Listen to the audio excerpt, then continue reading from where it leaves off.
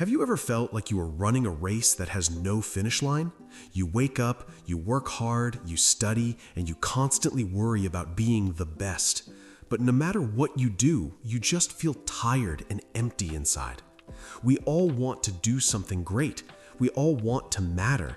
But sometimes, in the middle of chasing success, we lose ourselves. I want to share a story with you today. A simple story about a boy and his grandfather that completely changed the way I look at life. It's not about doing more. It's about understanding a simple object you probably have on your desk right now. There was a young boy named Ethan. He was smart, he was hardworking, and to everyone on the outside, he looked like he was doing just fine. But inside, Ethan was a mess. His mind was like a storm that never stopped. He was obsessed with one question: how can I be the best? He would look at other people and think, why are they ahead of me? Will I ever be successful? Will I ever be great? This pressure was eating him alive. He stopped hanging out with his friends. He stopped laughing. He just sat in his room, surrounded by books and expectations, feeling smaller and smaller every day. His grandfather, a man with silver hair and a face full of kind wrinkles, watched this happen. He saw the light fading from his grandson's eyes. One quiet afternoon, the grandfather was sitting in the garden. The sun was setting, casting long golden shadows across the grass. He called out to Ethan, "Ethan, come sit with me for a moment." Ethan walked over, his shoulders slumped, looking at the ground. He sat down, letting out a heavy sigh. "What is bothering you, my boy?" the grandfather asked gently. "You have been so quiet lately." Ethan looked up, and for the first time in a while, he was honest. "Grandpa, I'm just tired. I'm trying to figure out how to be the best. Everyone says I need to achieve big things, but I don't even know what that means anymore. I feel like I'm failing before I even start." The grandfather didn't lecture him. He didn't tell him to work harder. Instead, he smiled. He reached into his pocket and pulled out a small, ordinary wooden pencil. He held it up in the fading sunlight. "Ethan," he said, "I want you to look at this pencil. It's just a simple tool, right? But if you can understand the 5 lessons hidden inside this pencil, you will know everything you need to know about how to be successful in life." Ethan looked confused. "A pencil, Grandpa? How can a pencil teach me about life?" The grandfather leaned forward and said, "Listen closely. The first lesson," the grandfather began, "is about the hand that holds it. You see, this pencil can create masterpieces. It can write the most beautiful poems or draw the most amazing pictures, but it cannot do any of that on its own. It needs a hand to guide it. In your life, you are like this pencil. You have incredible potential, but you must learn that you cannot do everything alone. We all need guidance. Maybe it's the advice of your parents, the wisdom of a teacher, or the support of a good friend. Or maybe it is trusting in a higher power or the flow of the universe. Ethan, you're trying to control everything by yourself. That is why you are tired. The secret to success isn't about being a lone wolf. It's about allowing yourself to be held and guided by something greater than your own ego.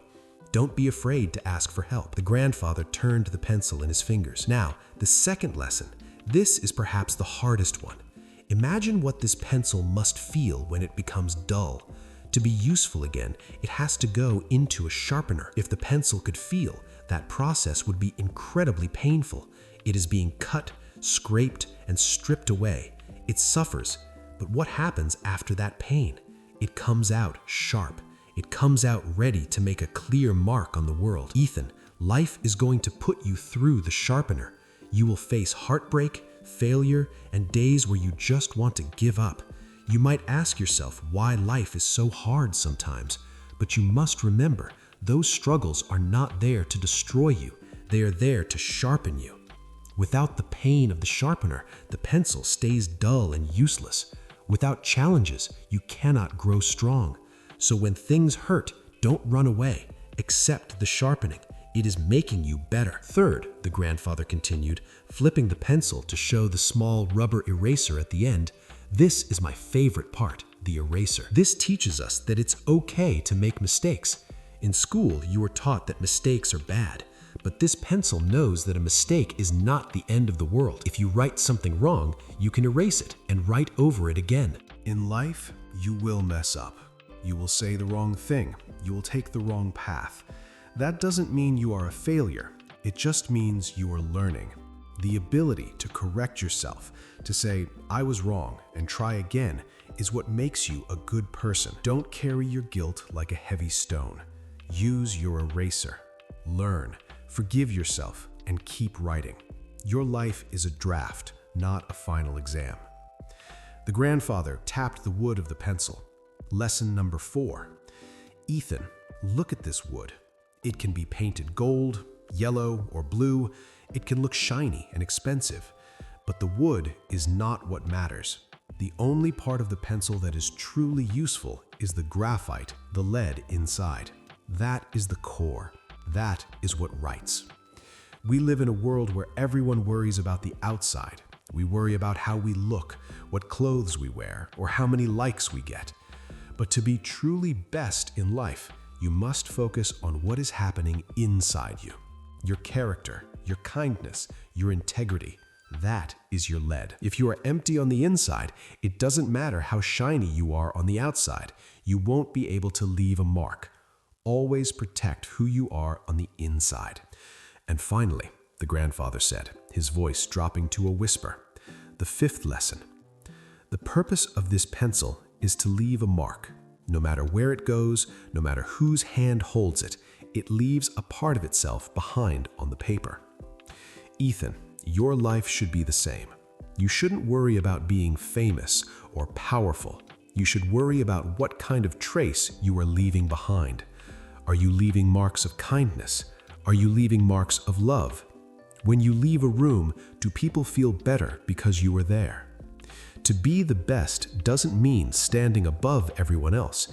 It means leaving a positive mark on the hearts of the people around you. Ethan sat there in the garden, the cool evening breeze brushing against his face. He looked at the simple pencil in his grandfather's hand. For the first time in months, the storm in his head went quiet. He realized he had been looking at it all wrong. He thought success was a trophy. He thought it was a destination. But it wasn't. Success was walking the path. Success was enduring the sharpener. Success was fixing his mistakes. Success was building a strong character and being kind to others. He looked at his grandpa and smiled, a real, genuine smile. I get it now, Grandpa. It's not about the outer shine. It's about the inner strength. The grandfather patted Ethan's hand. That's right. Even a simple pencil can guide us if we are willing to listen. So, my friends, I want you to look at your own life through the eyes of that pencil. Maybe you are going through a tough time right now. Maybe you're in the sharpener. It hurts, but know that personal growth is happening in those moments. Don't be afraid of the future. Focus on building a strong mindset and good success habits. Remember that true motivation doesn't come from applause. It comes from knowing you are improving. Take these life lessons to heart. Focus on self-improvement every single day, not by comparing yourself to others, but by sharpening your own character. That is the real answer to how to be successful. Read inspirational stories, seek wisdom, and focus on finding purpose in the small things. If you can do that, you won't just write a life story, you will write a masterpiece. Thank you so much for listening to this story. If these words touched your heart, or if you felt that little spark of understanding, please hit that like button. It helps more people find this message. And if you want to join us for more stories that help you grow, make sure to subscribe. Until next time, keep writing your story.